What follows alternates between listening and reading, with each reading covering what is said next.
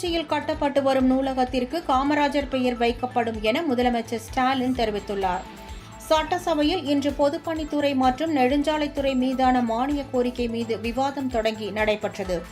அப்போது உங்கள் தொகுதியில் முதலமைச்சர் திட்டம் குறித்து எதிர்க்கட்சித் தலைவர் எடப்பாடி உள்ளிட்ட சில உறுப்பினர்களின் கேள்விக்கு முதலமைச்சர் ஸ்டாலின் பதிலளித்து பேசினார்.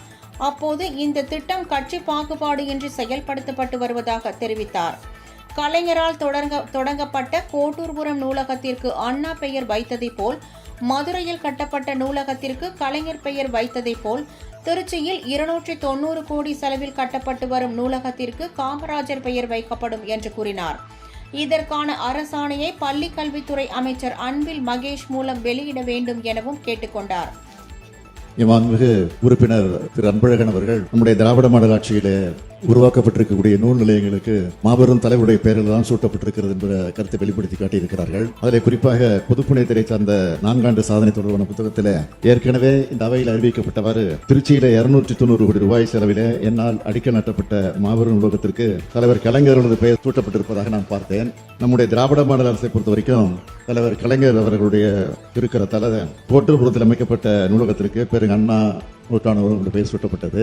மதுரையில நம்முடைய முத்தமிழறிஞர் தலைவர் கலைஞருடைய பெயரால நூலகம் கட்டப்பட்டு அதுவும் ஓராண்டிலே அதை கட்டி முடிக்கப்பட்டு மாபெரும் சாதனை இந்த துறை செய்திருக்கிறது என்பதை எல்லோரும் அறிவார்.